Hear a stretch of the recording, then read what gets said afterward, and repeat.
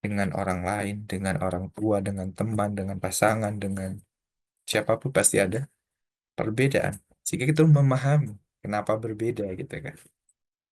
Nah, hanya saja nanti perbedaan itu teman-teman, kawan-kawan juga pasti menemukan dalam diri. Mungkin dulu saya melihat atau memahami Bismillahirrahmanirrahim sekedar Bismillah, tapi ketika sudah mulai belajar, tumbuh, mendengar, eh, mengkaji, mengikuti kajian, oh punya ini baru. Itu berbeda kan? Artinya pandangan kita terhadap basmalah atau Bismillahirrahmanirrahim pun terus meningkat, terus bertambah. Dan itu berbeda dengan sebelumnya gitu kan. Entah itu berbeda level, berbeda kualitas, berbeda sudut pandang gitu kan. Artinya perbedaan itu dalam diri pun niscaya, apalagi dengan orang lain.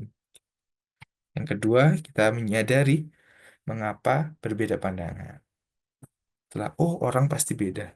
Kenapa ya berbeda? Oh, karena banyak faktor yang buat berbeda tadi.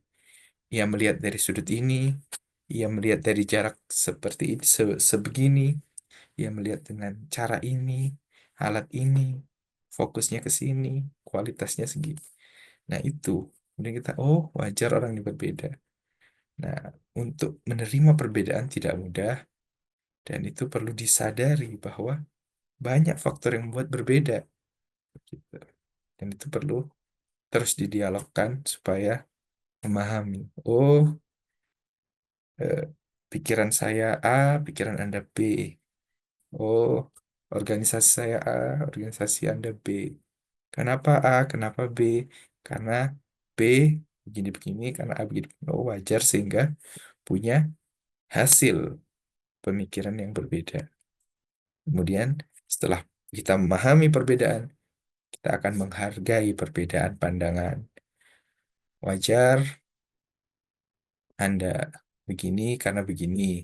Wajar saya begini karena begini. Terakhir, ada keterbukaan pemikiran. Jadi memahami perbedaan, kemudian menyadari, oh wajar berbeda. Oh, memahami lagi kenapa berbeda, kemudian menghargai karena kita paham kenapa berbeda. Kemudian kita punya keterbukaan pemikiran.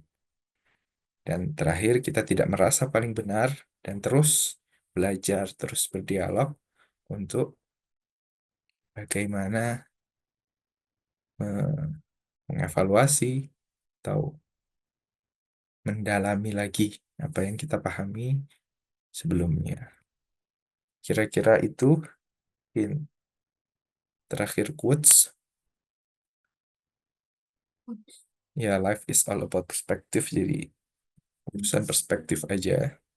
Kenapa kemudian, misalkan dalam filsafat, banyak pandangan berbeda tentang alam, tentang Tuhan, tentang kehidupan, tentang moral, karena perspektifnya berbeda-beda.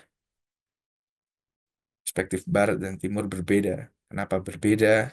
Karena ada konteks yang berbeda, ada sejarah yang berbeda, ada situasi yang berbeda, sehingga kita memahami perbedaan itu. Everyone has two eyes, but the one has the same view. Ya, kita semua punya dua mata yang sama, tapi tidak ada satupun yang melihat satu view. Seperti tadi, gambar-gambar dan teks yang sudah kita hadirkan. The world change when we change our perspective. Nah, dunia akan berubah ketika kita mengubah perspektif kita. Gitu. Mungkin dulu saya melihat Mas Daru ini hanya dari wajahnya saja gitu kan. Kemudian saya mengubah perspektif, melihat dari perilakunya, wah ternyata soleh sekali, rajin, teladan, sehingga wajar menjadi ketua kan, kira-kira gitu. Nah, jadi melihat apapun kita bisa mengubah, bahkan kesedihan, atau rasa gagal, putus asa, karena kegagalan, kesedihan itu bisa kita ubah perspektifnya, supaya kita berpikir yang baik gitu kan. Kalau berhusnuzon gitu kan, terhadap apa yang terjadi, bukan suudzon gitu, berprasangka baik. Jadi dari berprasangka buruk, negatif, kita ubah berprasangka baik dan positif sehingga kita melihat sesuatu yang mungkin awalnya penderitaan jadi kebahagiaan yang besar. Saya kira itu, terima kasih. Mungkin bisa selanjutnya berdialog dan ditambahkan oleh Bapak Hadi Harisman kalau berkenan. Terima kasih Mas Daru dan teman-teman. Assalamualaikum warahmatullahi wabarakatuh. Waalaikumsalam. Waalaikumsalam warahmatullahi wabarakatuh. Baik, terima kasih saya ucapkan untuk Mas Ahmad Zaran Ridho yang telah menyampaikan memaparkan materi yang begitu luar biasa, yang menjelaskan tentang bagaimana bahwasanya dalam hidup itu tentang bagaimana kita melihat sebuah perbedaan. Memang output yang tadi disampaikan sama Mas Ahmad ini, bahwasanya nanti kita bisa memahami tentang perbedaan. Karena mungkin perbedaan menjadi satu apa ya warna dalam kehidupan ya. Cuman yang jadi permasalahan adalah bagaimana kita bisa menyikapi atau menyikapi satu perbedaan. Karena mungkin dulu kalau misalkan ada satu kisah mungkin ya tentang Imam Ahmad, kalau nggak salah Imam Syafi'i dan Imam Hambal ketika beliau lagi sholat yang berbeda aturan itu, tapi beliau saling menghormati satu sama lain. Jadi dari sini kita paham bahwasanya yang menjadi permasalahan bukanlah sebuah perbedaan, melainkan bagaimana kita menyikapi sebuah perbedaan. Dan juga dari apa yang tadi disampaikan oleh Mas Ahmad ini menjadi satu pelengkap atas apa yang kemarin telah disampaikan oleh Kang Hadi Karisman. Dan mungkin sebelum kita melanjutkan ke sesi berikutnya, sekiranya dari para peserta semua, dari para peserta sekalian ada yang ingin bertanya, mungkin bisa langsung open mic ataupun bisa langsung mencantumkan pertanyaannya di kolom komentar. Boleh teman-teman sekalian yang sekiranya ada pertanyaan atau ingin berdialog langsung dengan narasumber kita, kami persilakan.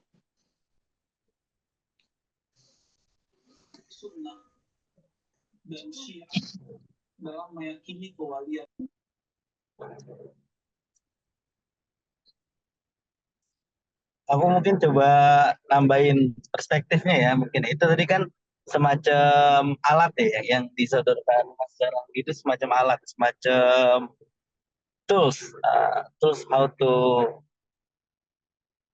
how to make a good perspective ya. Kira-kira seperti itu. Dan apalagi di awal tadi disajikan tuh dengan beberapa kasus-kasus yang unik ya, dalam gambar sekecil itu kita bisa menemukan beberapa makna yang berbeda atau dengan satu ketikan kita punya pandangan yang berbeda. Demikian juga dengan beberapa ayat Quran itu. Misalkan gini, Innal ladzina amanu wal ladzina hadu wan nasara wasabiin man amana billah wal yaumil akhir wa amila sholihan falahum ajruhum inda rabbihim wala khaufun alaihim wala hum yahzanun. Ya, orang-orang ada juga tuh yang memandang teks itu sebagai teks yang validasi bahwasanya semua agama itu masuk surga. Karena terjemahnya apa? Innalladzina amanu, sesungguhnya orang yang beriman, walladzina hadu, orang Yahudi, wan nasara, orang Nasrani, wasobiin, dan orang-orang sobiin, man amana billah wal yaumil akhir wa amila solihan. Ya, siapa yang beriman pada Allah dan hari akhir, falahum ajrum inda rabbihim wa la khaufun alaihim. Ya akan dapat ganjaran dari inda rabbihim ya, dari Tuhannya masing-masing gitu. Ya, ada yang membaca teks itu seperti itu dan menjadi afirmasi bahwasanya katanya semua agama masuk masuk surga.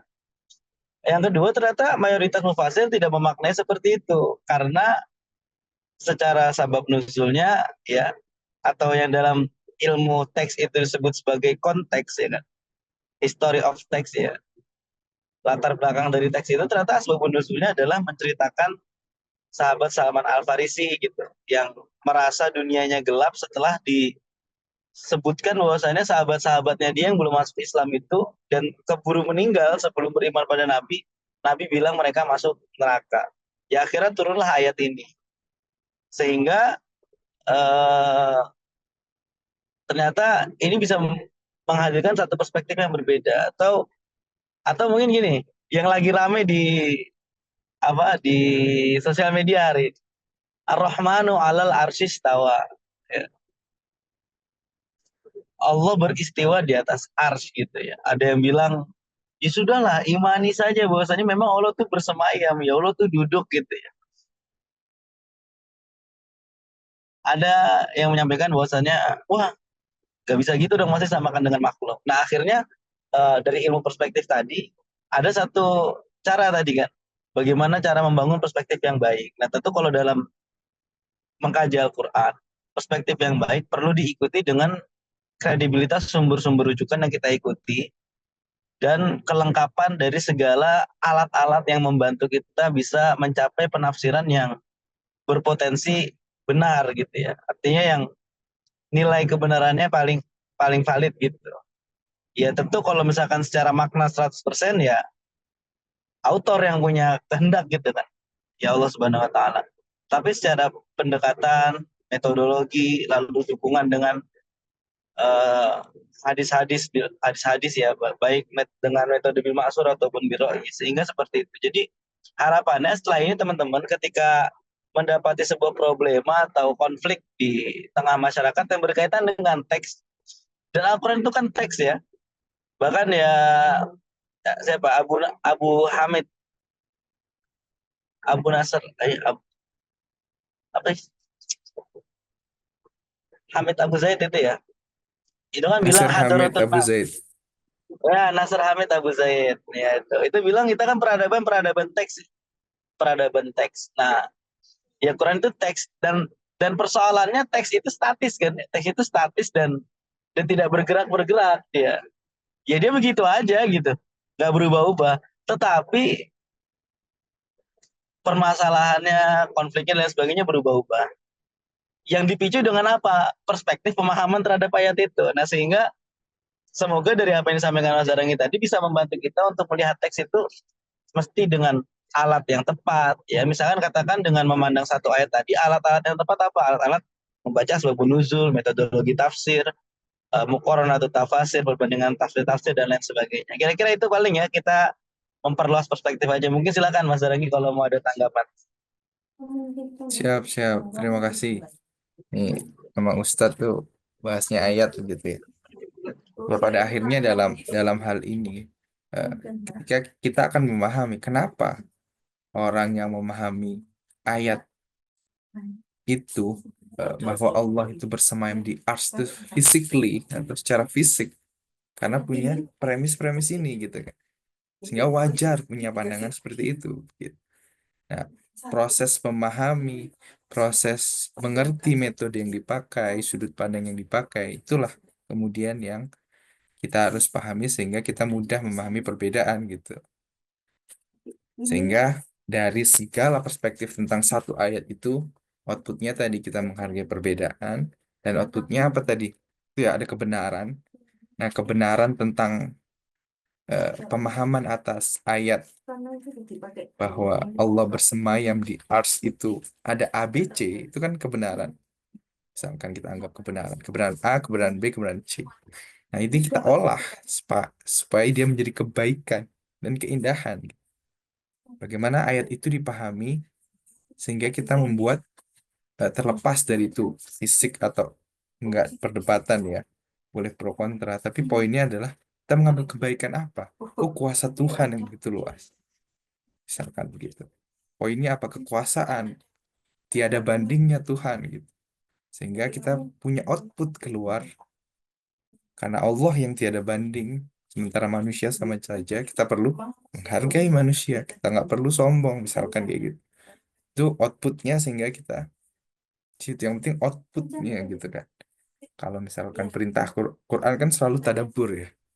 Misalkan itu kan tafsir. Kalau tafsir pasti berbeda pendapat karena sifatnya ilmiah. Kalau tadabbur mungkin sifatnya amaliyah, imaniyah dan amaliyah.